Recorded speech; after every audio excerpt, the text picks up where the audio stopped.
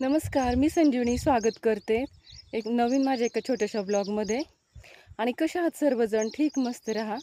आणि वातावरणामध्ये खूप उष्णता आहे, तर एक शेतकरी नात्याने या सांगते की एक एक तासाने अर्ध्या तासाने थंड पाणी प्या आणि आपलं शरीर थंड ठेवण्याचा प्रयत्न करा. तर मी आज आलेली आहे आपल्या कोथिंबिरीच्या प्लॉटवर आणि चला पाहू आपलं कोथिंबिरीचं प्लॉट.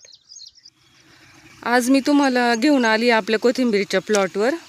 आणि ही बघा आपली कोथिंबीर. कोथिंबीर पेरणी असते 9 लाईनची आणि आपण त्याच्यामध्ये आहे ना 2 लाईन मका लावलेले आहेत. मकामध्ये आपण हे कोथिंबीरीचं आंतरपीक घेतलेलं आहे. आणि ही कोथिंबीर नेत्रा व्हरायटीची आहे आणि मका ही आपली स्वीट 16 या व्हरायटीची आहे. आणि कोथिंबीर बघू शकता जवळून. कोथिंबीरीचा कलर वगैरे खूप छान आहे, दाट आहे.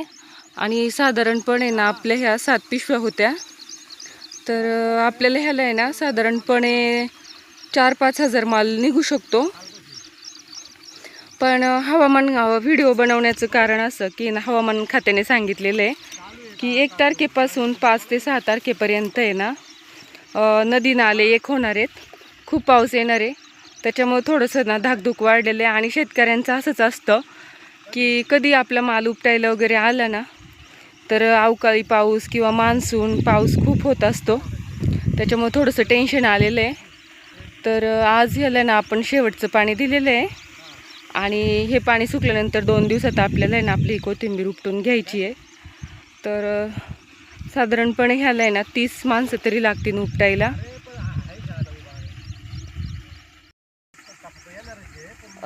नेत्रा व्हरायटीचा पिरियड सांगितलं जातो की 30 दिवसांचा आहे, पण आपली ही कोथिंबीर पेरलेली आहे ना 1 महिना 10 दिवस झालेले आहे.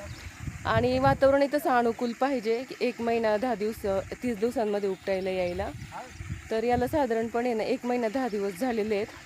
कारण आहे ना धने ना उगवण त्याची व्हायलाच आहे ना साधारणपणे ना 9-10 दिवस लागतात ते. आणि 2 पानावरचा एवढी समोर एवढा मोठा व्हायला आहे ना 1 महिना 10 दिवस तर लागणारच. ही कोथिंबीरीचं सगळं आपण ना नियोजन करून कोथिंबीर उपटायला आलेली असताना पावसाचं असं वातावरण सांगितले ना तर खूप टेन्शन आलेलं आहे. काय होते काय माहिती नाही, कारण निसर्गाचं आपल्या हातामध्ये काहीच नसतं.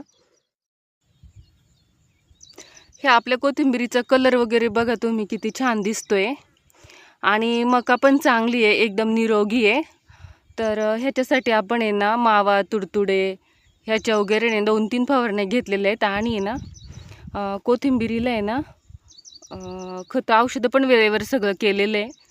तर तुम्हालाही कोणत्या ह्या कोथिंबीरीच्या पिकाबद्दल किंवा मकाविषयी कोणती माहिती हवी असेल तर कमेंटमध्ये नक्की सांगा आणि चॅनलला सबस्क्राईब करा.